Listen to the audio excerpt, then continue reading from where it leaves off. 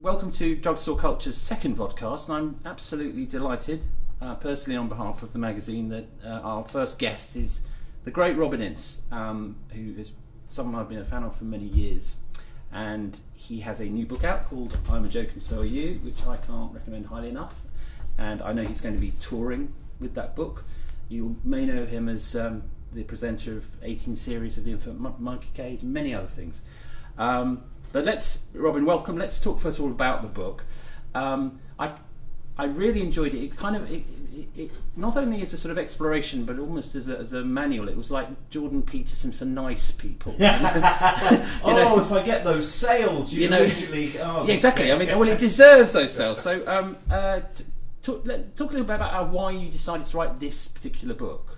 I think it's an interesting thing. I mean, we're both in middle age, and there's a point where you can possibly start understanding why you've become who you've become. And what's the bizarre thing is the distance that it takes.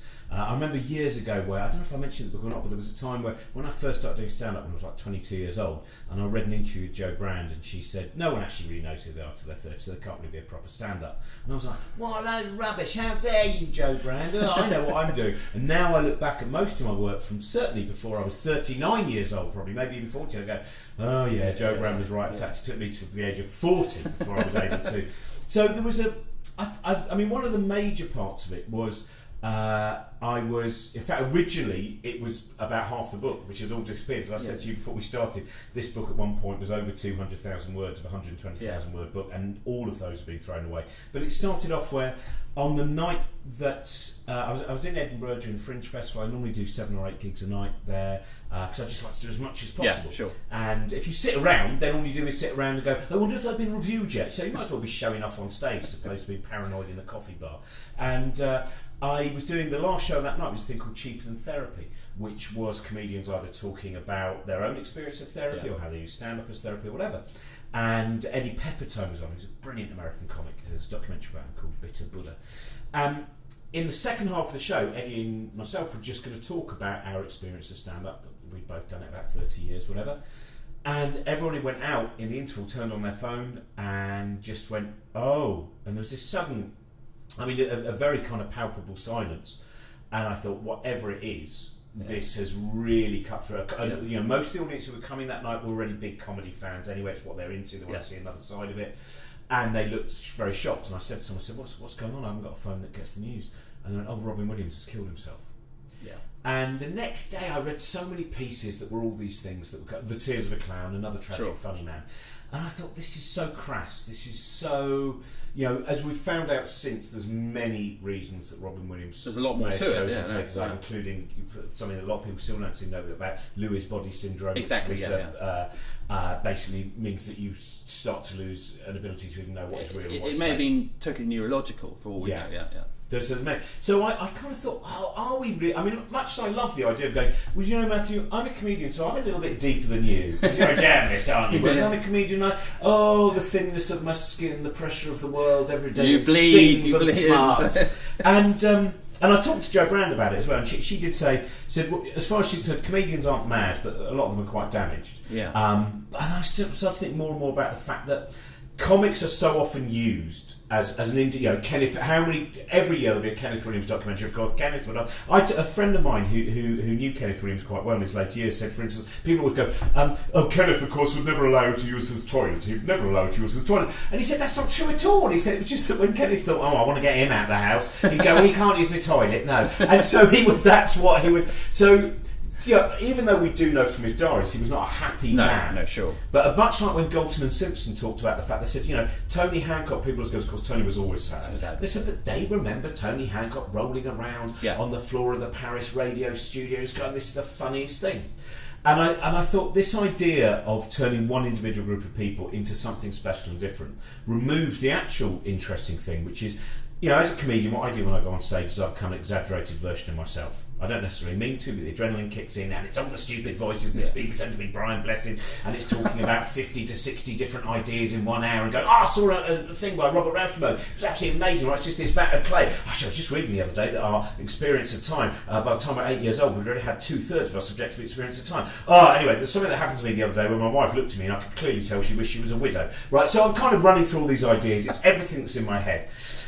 When you become an exaggerated version of a human being, of course you haven't lost actually the humanity. So what I wanted to do was using comedians as the anatomical model. You know, the kind of, you know, the John Merrick. We unveil the John Merrick, and let us see what we can find out. Anthony Hopkins, to John Hurt, yes. And I still love that film. But it was, so the idea was I would use all of the thing, why do comedians become comedians? Many of them do have a bleak story that can perhaps be above the average likelihood of losing a parent or divorce or things like that. But all of the different things are about our inner voices, about our social anxiety. All of those things are actually revelations about what all humans go through to a greater or lesser extent. It seemed to me, one thing you mentioned in the book was that the other thoughts you had for what to do in life was being a teacher or a vicar, and I it's funny, but also there's something in it, I think, because I'm sure a lot of stand-up comedians have, John Updike said you can't be a writer without a wound, right? And I'm sure a lot of stand-ups have that counterpart to that. But also it seems to me in the culture, stand-up comedians are becoming more and more important as explainers and as not analysts in a kind of literal sense, but they provide a space in which we can consider things that are very profound and laugh, and that role seems to be expanding. I mean, it's bigger than it was, isn't it? I think it is definitely true that there's an interesting... I mean, there's so much comedy now, of course, so you can find whatever you want. You can find slapstick, you can find revelatory stuff, whatever. But I think you're right. There is something... It's something that... It's the quote that I can never move that far away from, because I was an enormous admirer of George Carlin. Yeah. And, George Carlin talked about comedy being a very low art, but being a very potent art. And you can get an idea across. It doesn't mean you've got... I mean, when I do shows about science, I always used to open them by saying, if there's any ideas that you hear that you particularly like or are fond of, do not tell them to your friends until you've at least Googled it first, because there's a high percentage chance I'm wrong. I think that idea of... as Alexei Sales said to me once, he said, we have a tremendous ability of looking as if we know what we're talking about, as long as there's no one else who's an expert in the room. Oh God, AC Grayling's come in, I'm going to stop talking about Heidegger now. Yes, well, that's Jim Jeffries with his gun control thing said in a later bit that he made the statistics up because he could.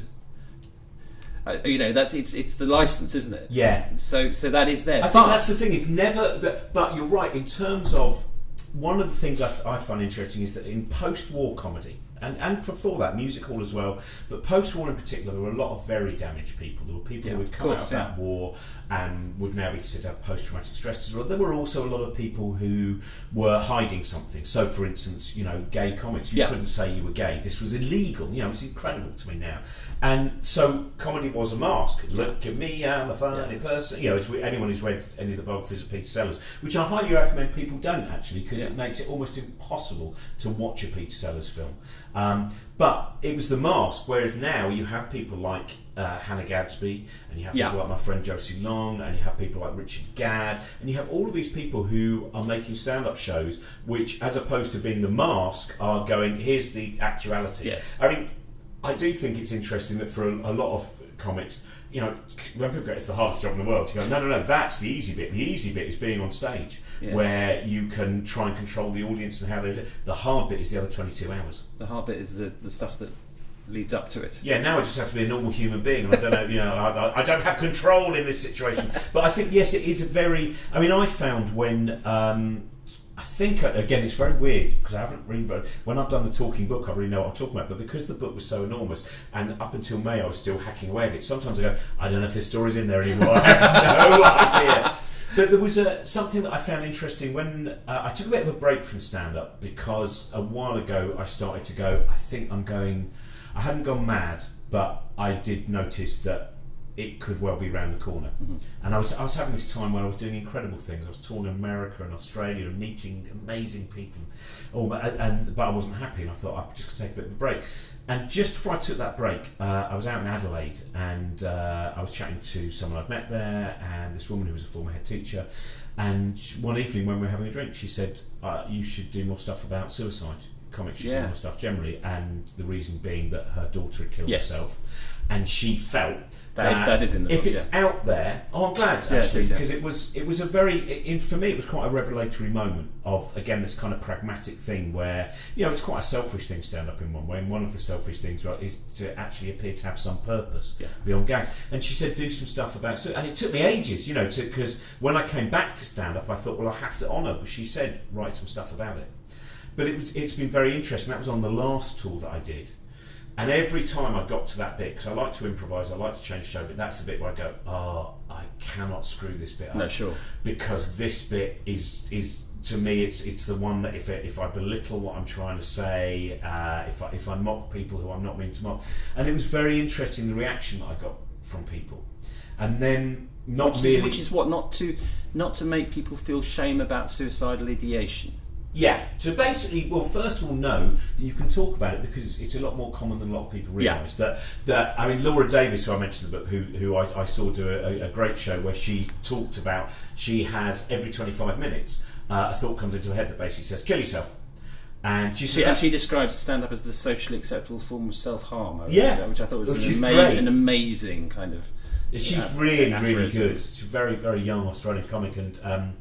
But she said, what for her, it's a positive thing, because every 25 minutes she goes, right, why do I want to live? Yeah. I like doing my blog about trees in Melbourne. I like that coffee shop. I like. Yeah.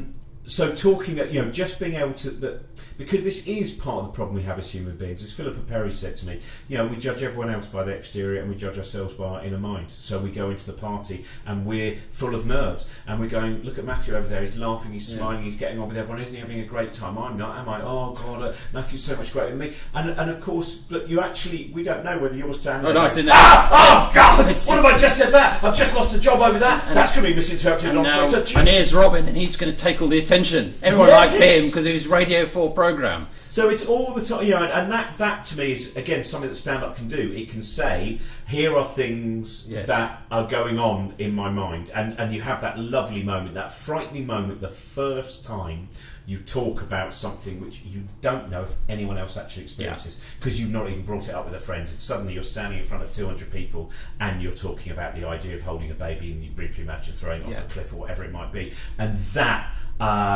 when you first say it, and then someone goes, and then I remember once talking about paranoia of how many times a day or a week or a month you think, I've just realised I'm going to die.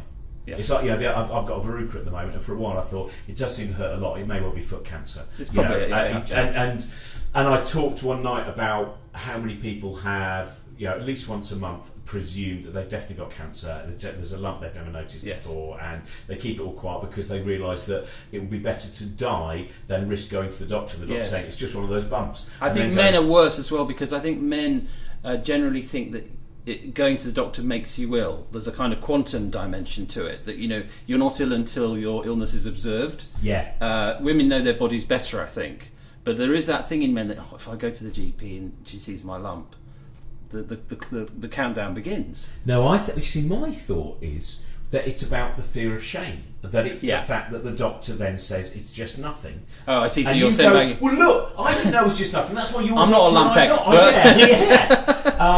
So it's, and I remember going out and I talked about the fact, how many, and almost no one. It was the only time I did it, and hardly anyone put their hand up. And then I talked about the fact that we're the same generation, that by the mid-80s, or certainly the late 80s, the number of times that you may well have gone, oh my God, I think I've got HIV, I must have HIV. Oh, yes, I was certain for quite a while that I had it, because it looked like I had Kaposi's sarcoma. Yeah. I definitely had that. Turned out I had stretch marks, but people don't talk about men having stretch marks. Who knew, eh? Yeah. Who knew? Fortunately, I never went to the doctor and said, is this Kaposi? And now it's bloody stretch marks. But I think it's sort of one of those generational markers, isn't it? Having grown up with the horror of AIDS, which I think now it's forgotten how how absolutely, completely and utterly dreadful and plague-like it was a plague. Yeah. And the other thing is worrying about Morrissey.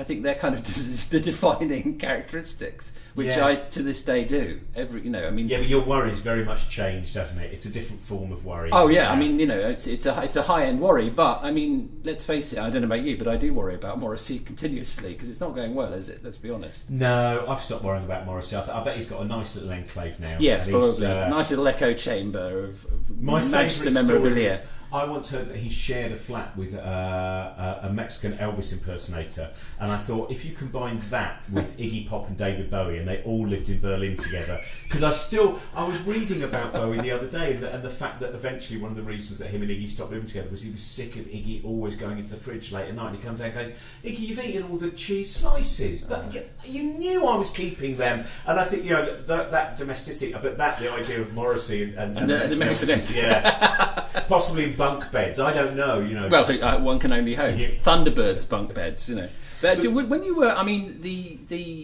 there's also an exploration of therapeutic models, and really interesting, and Freudian, Jungian, and so on. Did you alight upon one? I mean, did you think one had more validity than another? No. Do you know what? That's what I think is. At the end of this, and now I am actually seeing Freudian, the book actually drove me into therapy. It was an interesting thing. There were certain things that by writing it down made me again understand myself more. And but to me, the most important part is to lose the fear of being able to express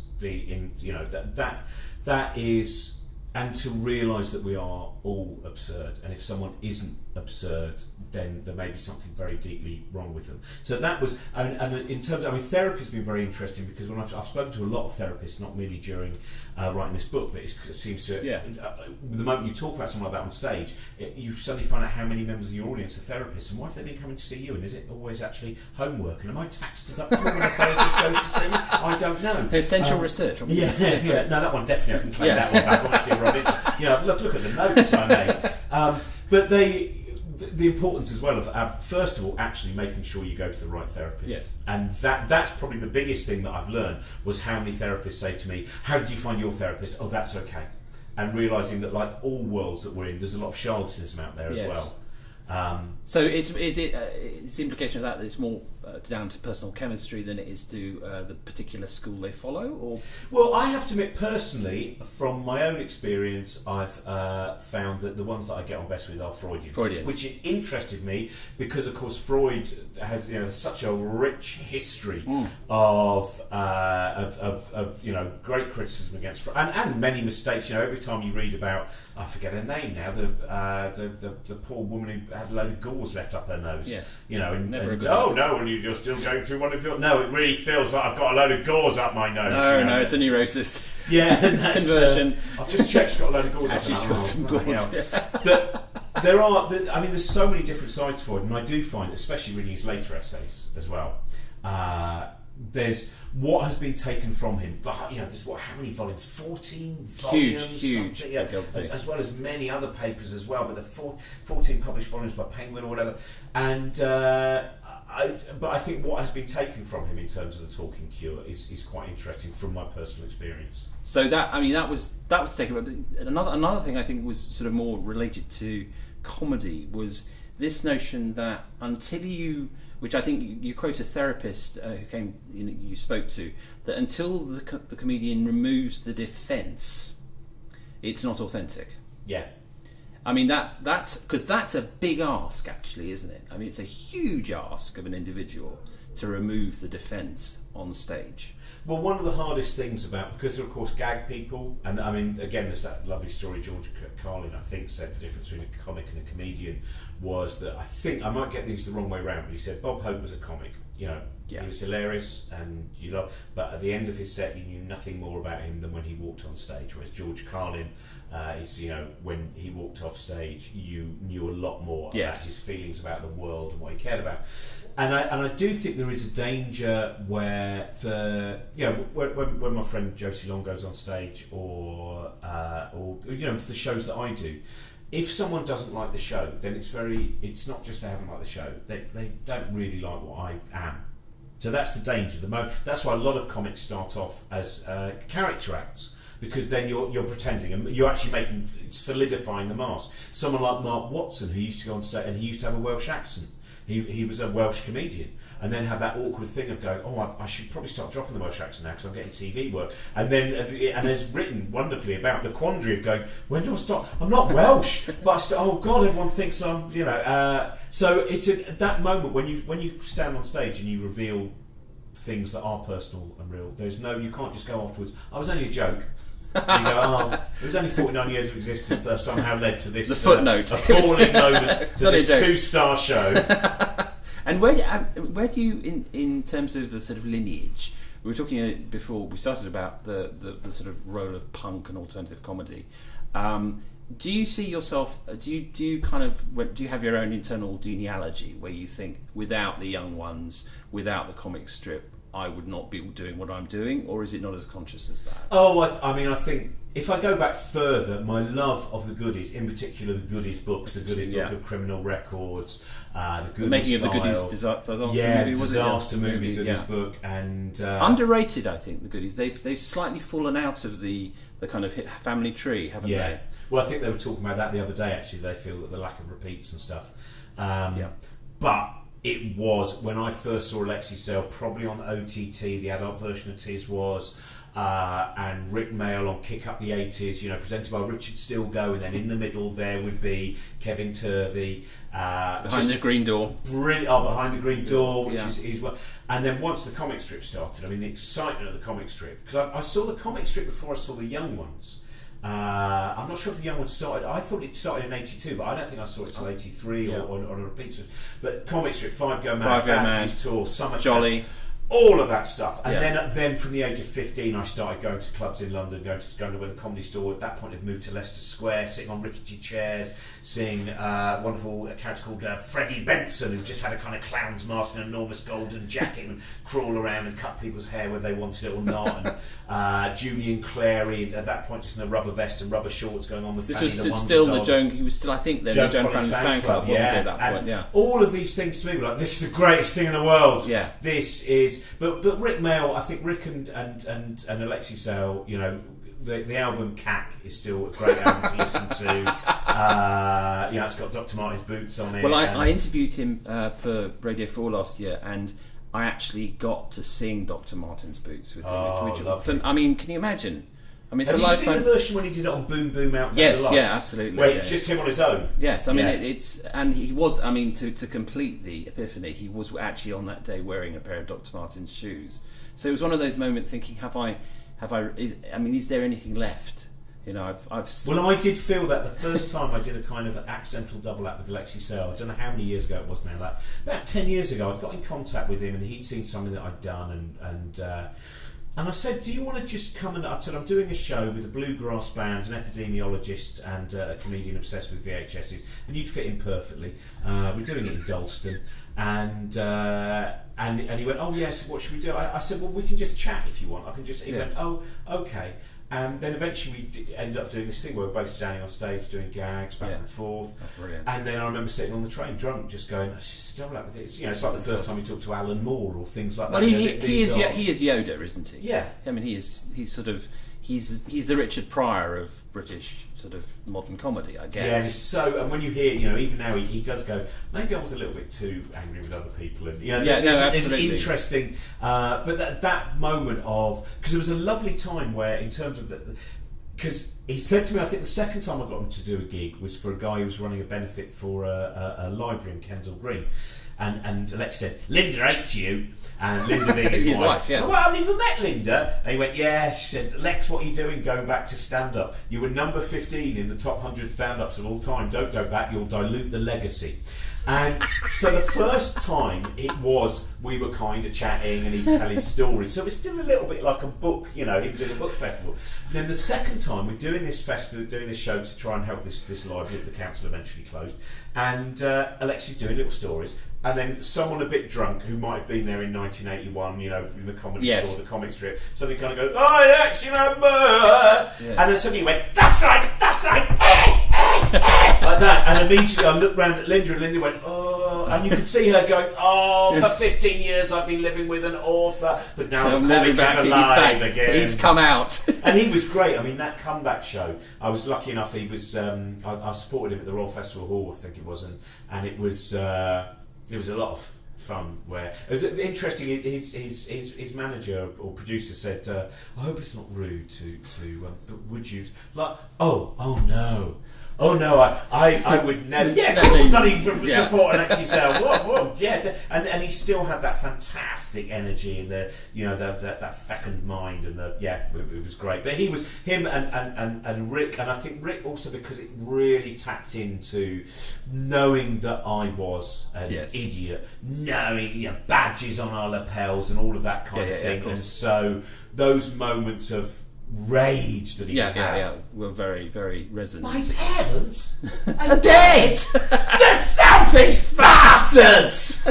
All of those things, and they live on. I do feel when he died, I never got to meet him. I was with my friend Michael Legg, and we do these very stupid, angry shows, which I think kind of do channel a lot of that anger that they had.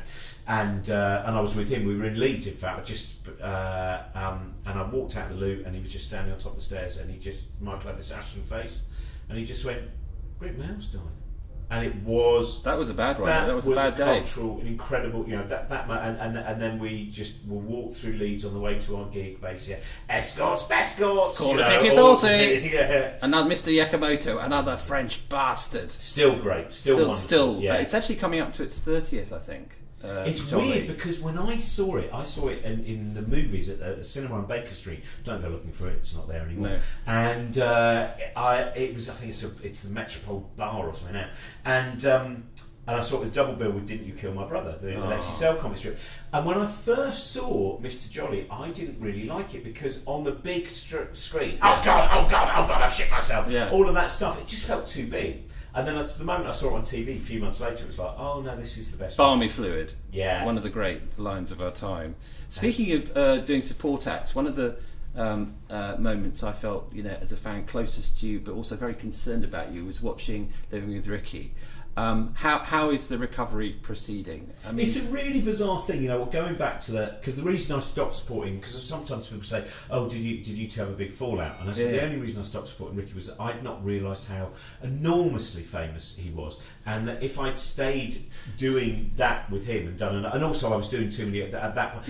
We did that, we did one tour that was meant to be 30 dates and it ended up being 110. Yeah, and for those who don't know, basically there's an extra with one of the DVDs, which is cut to be less mad as well. That's the thing, is when Steve Merchant was actually editing down this thing called, I think it's Living with Ricky Part 2 or something like that. Yeah, there's a second one. And Steve actually he went, Rick, we got to cut that out. You look so mental. There's no way, Rick, we can't have that in.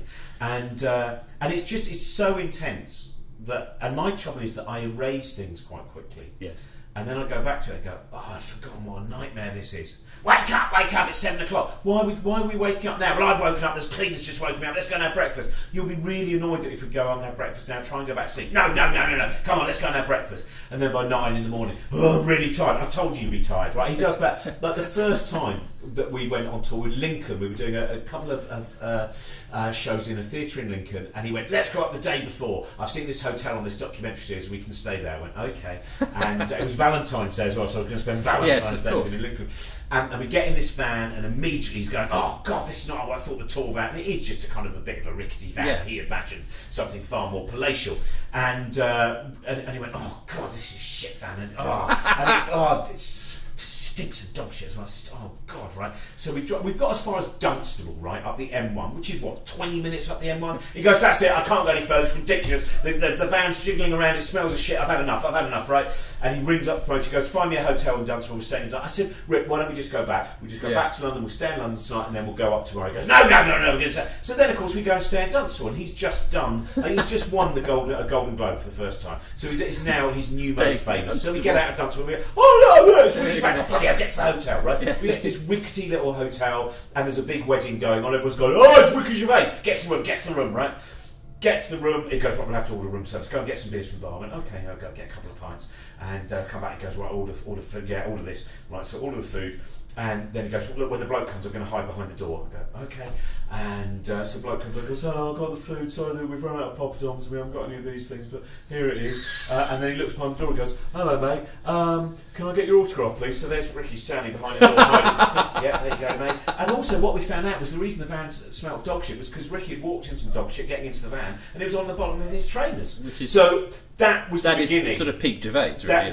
That was, and I said to him, I said, it very much was. We've gone on holiday. We've gone on holiday by mistake. Yes, it was just.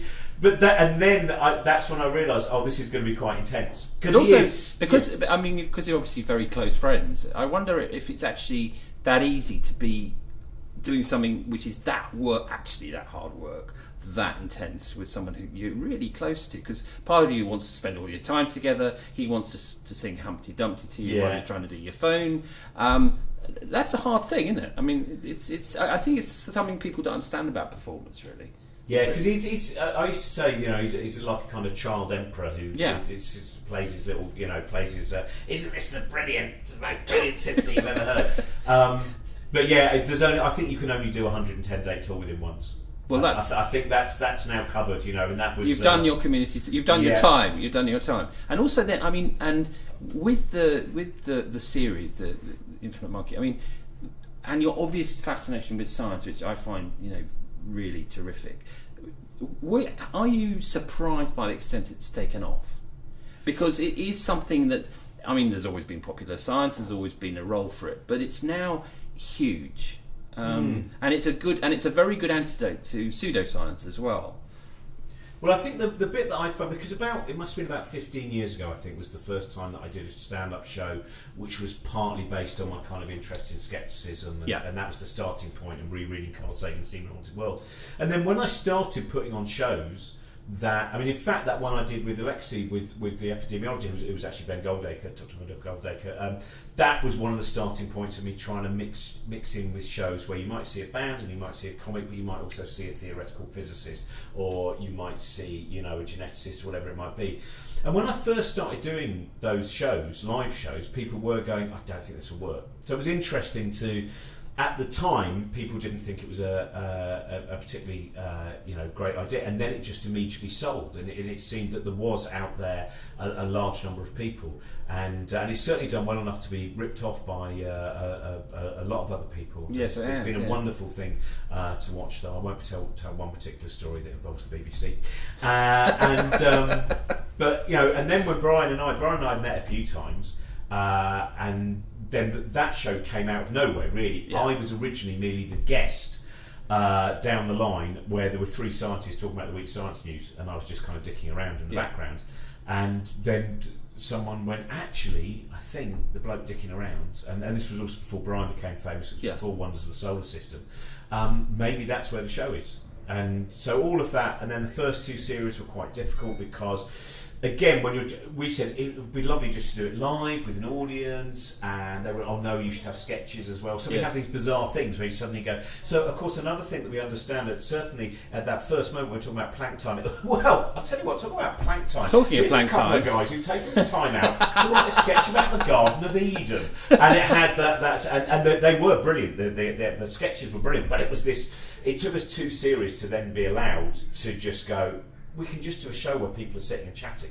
And I think that's when I also started to learn more and more about the fact that one of the most important parts of entertaining is to be interesting. Yes. And I remember years ago watching Stuart Lee do a gig. We were doing, I can't remember if I was on or not, but it was a place called the Meccano Club in Islington. And there was one act that night who got loads of laughs, really big belly laughs. And then Stuart, was doing, I can't remember something about cats, and you saw a cat and 2 dogs, the dogs looking at the cat.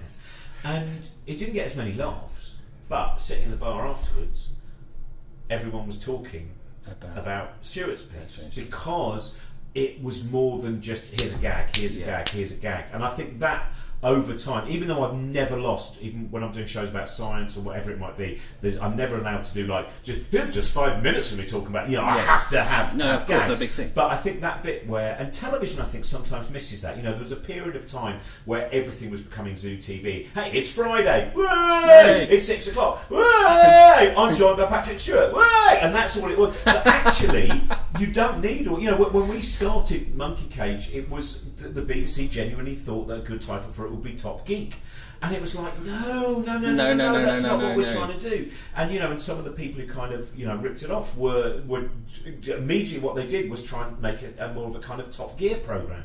And that is, we still believe we did a TV version of it just for the 100th episode, and people are, if you tell people interesting stories, and if they can see you really are interested, if they see passion. When you watch, for the things, Jacob Bronowski, when you watch Carl Sagan, when you watch, Alice Robert do a documentary where she's going into the Rift Valley, or that these people aren't pretending. Brian doesn't. One of my favourite things is when people actually realise it's not pretend. Yeah. When they actually see that, he'll suddenly go, "Oh, one of the most interesting things about," and they'll go, "Oh, he doesn't just go, is the camera on? In the universe, great. Is it off now? Boring, isn't it?" That doesn't happen. I love the idea that Brian Cox talks like that off camera. I change him all the time. Really, his real voice. I know him as a kind of Northern Club comic. We used to have one of my favourite jokes we ever wrote for the beginning of the show was about the Northern Club science scene of the 1970s. Of course, now I'm going to tell you a few blue jokes, but don't worry, it's only because they're travelling towards you. And then I did him. I think on the 100th, I did this whole thing of him just turning into Alan Bennett and going, "Was trying to explain the rings of Saturn to Mother the other day, but it just reminded of her psoriasis. She's had trouble with her antimacassars."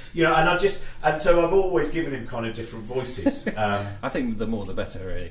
The other thing I thought about the show, and have thought about the show, is that it's part of a realisation that, which you kind of alluded to there, which is that science is not a specialist thing anymore.